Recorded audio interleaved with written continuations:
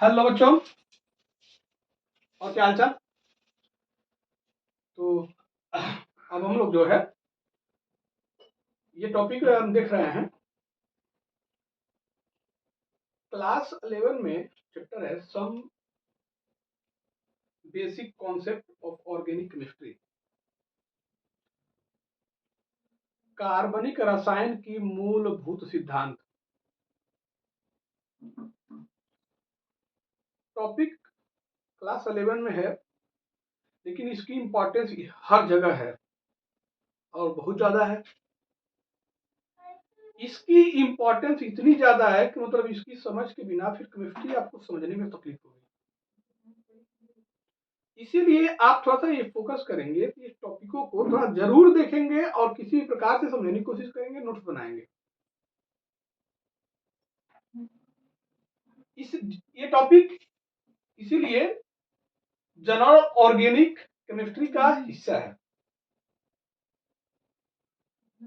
इससे मैंने कई बार बताया है कि नीट में भी क्वेश्चन आते हैं, जेई में भी क्वेश्चन आते हैं, इसीलिए इस टॉपिक की इंपॉर्टेंस बढ़ती जाती है।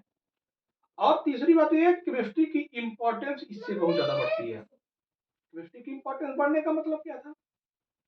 जैसे कि अभी तो मैं अगर बोर्ड के लिहाज से बात करूंगा, सीबीएसई बोर्ड हो या यूपी बोर्ड हो, 5 चैप्टर क्लास 12 में ऑर्गेनिक केमिस्ट्री के हैं। 5 चैप्टर हैं क्लास 12 में ऑर्गेनिक केमिस्ट्री के। जब तक इसकी समझ आपके अंदर अगर नहीं डेवलप रहेगी, ये कॉन्सेप्ट आपके पास नहीं रहेगा जो जनरल ऑर्गेनिक केमिस्ट्री का है, तब तक आप उस पांचों चैप्टर में बेहतर परफॉर्म नहीं कर पाएंगे। उस पांचों चैप्टर में बेहतर परफॉर्म करने के लिए इसको जरूरी है जानना।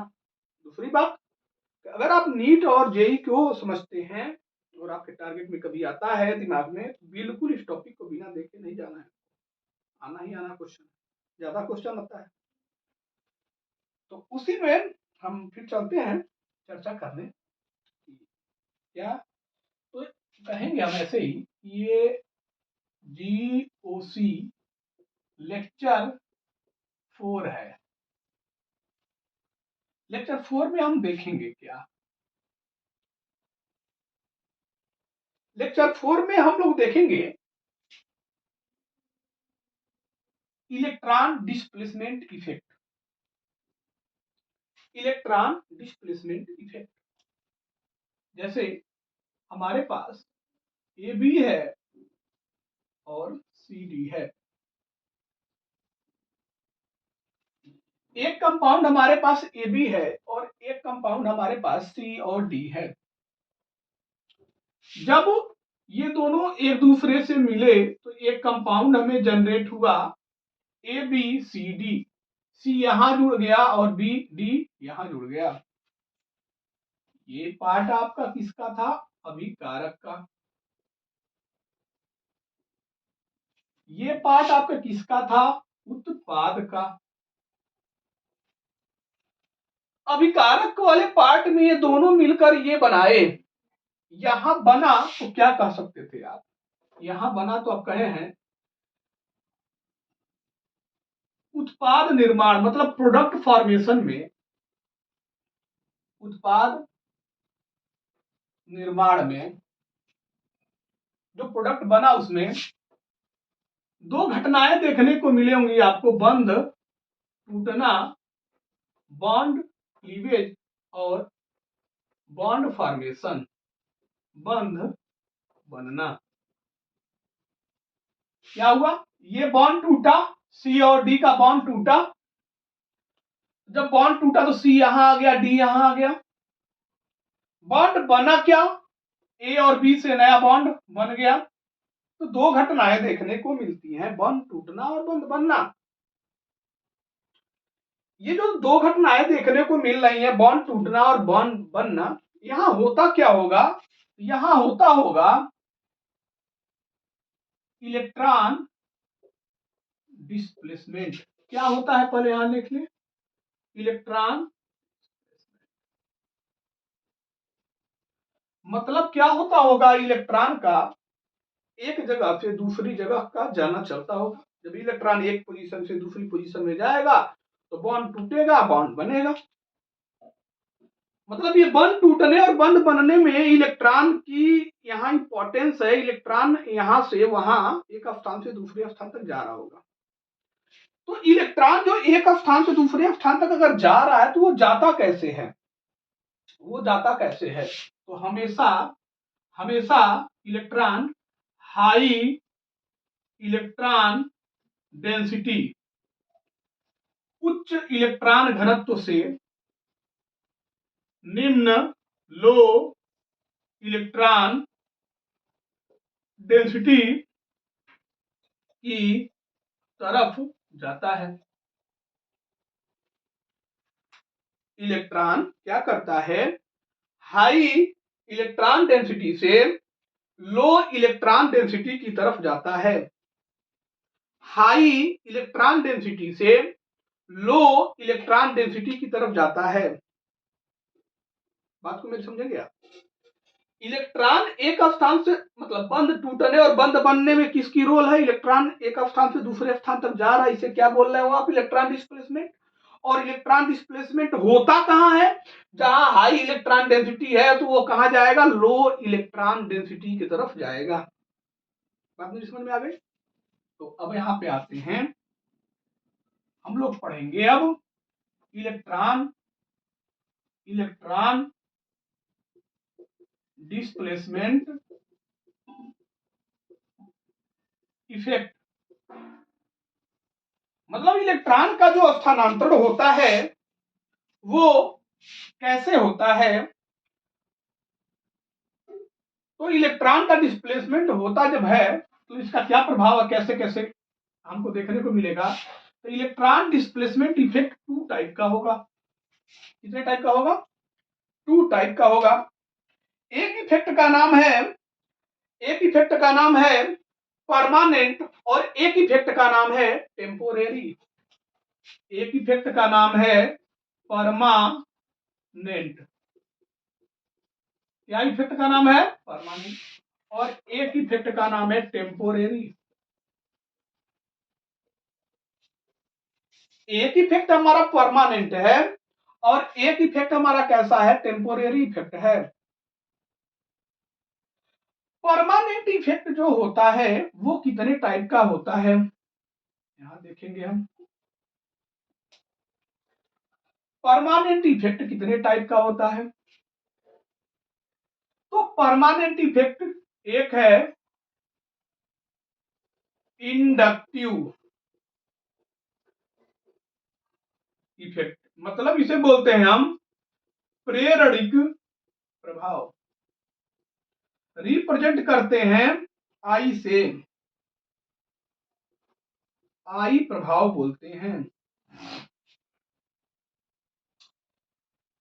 Electron displacement effect two type का, एक है परमानेंट और एक है टेम्पोरेरी। परमानेंट इफेक्ट में पहला इफेक्ट आपने कहा इंडक्टिव इफेक्ट, मतलब इसे आपने क्या बोला? प्रेरणिक प्रभाव। क्या बोला आपने? प्रेरणिक प्रभाव। अब अगला अगला अगला इफेक्ट हमारा है रेजोनेंस। इसे आप क्या बोलेंगे? अनुनाद प्रभाव, आर इफेक्ट बोलते हैं। अगला क्या है?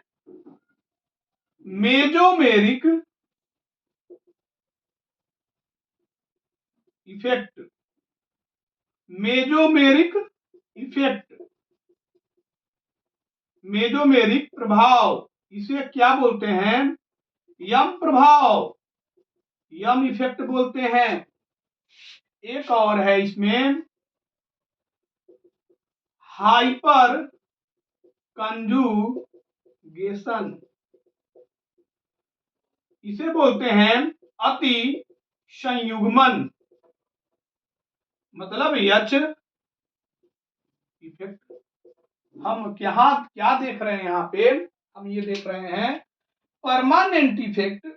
यहाँ पे चार टाइप्स के दिखाई दे रहे हैं, inductive, resonance, mesomeric, hyper conjugation.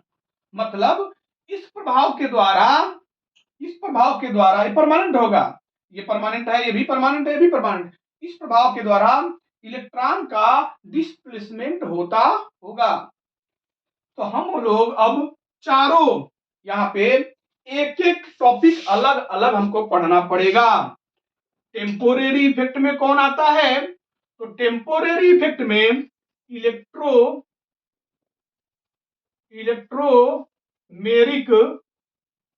Effect, मतलब ई प्रभाव, इलेक्ट्रोमेरिक इफेक्ट क्या बोलते हैं उसे? इलेक्ट्रोमेरिक प्रभाव। टेम्पोरेरी इफेक्ट जो है, एक इंडक्टोमेरिक इफेक्ट भी होता है और इलेक्ट्रोमेरिक होता है, इंडक्टोमेरिक होता है। इंडक्टोमेरिक आपको कम देखने को मिलेगा, इसलिए मैं केवल एक ही की चर्चा कर रहा हूं, इलेक्ट्रोमेरिक इफेक्ट।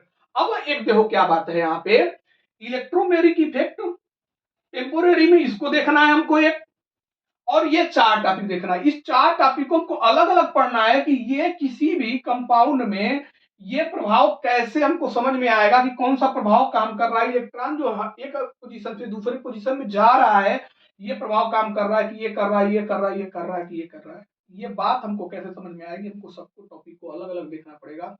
इस टॉपिक को अगर हमको समझ में अगर आ जाती है तो हमारी ऑर्गेनिक का कोई जवाब नहीं रहेगा, कोई तोड़ नहीं रहेगा। अगर ये टॉपिक हमको समझ में आ जाता है तो ऑर्गेनिक का कोई तोड़ नहीं हमारे पास है, ऑर्गेनिक का कोई जवाब नहीं रहेगा। आपका शानदार ऑर्गेनिक केमिस्ट्री चलेगी, मजा भी आएगा पढ़ने में। केमिस्ट्री जो हम कहते हैं कि हमको समझ में नहीं आता है, वो सारी चीजें यहाँ फेल हो जाती हैं और केमिस्ट्री आपके सबसे शानदार सब्जेक्ट में शुमार हो जाएगा अगर ये सब समझ में आपको आता है तो प्रयास करिएगा आप लोग समझने का। अगले लेक्चर में मैं इंडक्टिव पे चर्चा करूंगा, फिर रेजोनेंस पे, फिर मेसोमेरिक पे एक चर्चा करूंगा धीरे धीरे। पहले ही मैं बोल रहा हूं तो कि थोड़ा ध्यान दीजिएगा आप लोग। आपका स्नेह मेरे एनर्जी के डायरेक्टली प्रोपोर्शनल होता है। थोड़ी सी केमिस्ट्री की भाषा ही ये है कि आपका स्नेह मेरी एनर्जी के डायरेक्टली प्रोपोर्शनल है।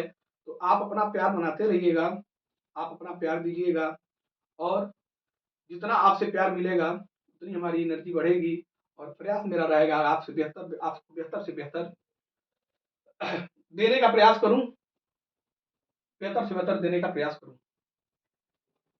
थैंक यू, मिलते हैं अगले लेक्चर में।